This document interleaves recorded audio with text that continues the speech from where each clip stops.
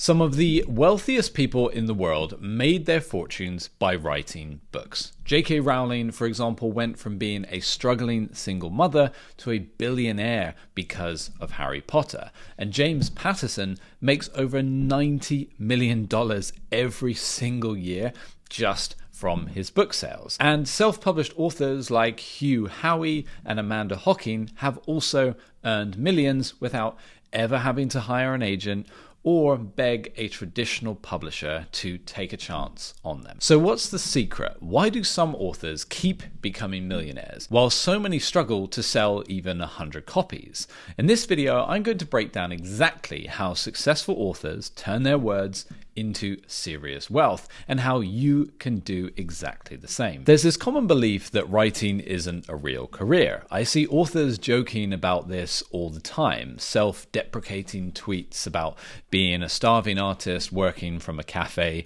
barely scraping a living and surviving on stolen croissants. And yeah, that's true for some, but here's what no one talks about. There's another side to the industry altogether, where authors are raking in millions every single year. And we're not just talking about household names. Thousands of lesser-known writers are quietly earning 6 and 7 figures a year through book sales, licensing, and even crowdfunding. So where is all this money coming from? Most authors earn money through royalties, which I'm sure you are familiar with, a percentage of each book sold. Traditionally, published authors earn about 10 to 15% per hardcover and 5 to 10% per paperback. But self-published authors can keep up to 70% of their book's price thanks to platforms like Amazon. And that's why self-publishing has exploded. Amazon alone sees over $1 billion in self-published book sales annually, and that's just one platform. There are so many where authors are publishing their books now. But here's the thing, this isn't even the biggest way that authors become millionaires. The real secret is in adaptations. When a book gets turned into a movie or TV show, authors often receive huge licensing deals plus a percentage of profits. And this isn't just something reserved for mega famous authors. Film and TV studios are constantly on the lookout for new content, and they don't care if your book was published by a big name publisher or if you self-published it. What they want is proof that audiences love the story. If your book sells well and has a loyal fan base, even if it's on a small scale, then they know it has a proven track record. All you need to do is take a look at books like The Martian by Andy Weir. Originally, it was just a self-published book that gained traction. And then Penguin swooped in and they gave Weir a deal that he could not refuse, which was a big upfront payment and royalties. The book then sold 3 million copies, and then it became a $630 million movie. And of course, there's Harry Potter. The films alone have made something close to $10 billion, and Rowling gets a cut of every single dollar. But you don't need a blockbuster movie to make millions. Take Amanda Hocking. She made $2 million in just 1 year self-publishing on Amazon. Or Hugh Howey. His Wool series started out as an indie book, but was so successful that he landed a 7-figure publishing deal after proving the demand was there. And then we could look at an author like Brandon Sanderson, who didn't even need a publisher. Instead, what he did was run a Kickstarter for his new book, which made $41 million just by selling directly to his fans. The point to take away from all of this is there are so many ways to make money as an author. Books are really just the beginning. Once you have an audience, the opportunities explode from there.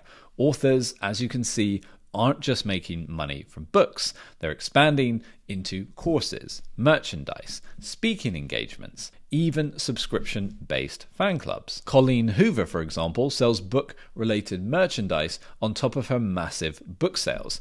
Mark Dawson built a $1 million business teaching other authors how to self-publish successfully. And here's the funny part. Most people think I need a big audience before I write a book. But the reality is that writing a book is what will build your audience. It's one of the best ways to grow your brand and attract more people to your writing. So what's the formula? How do these authors actually do it?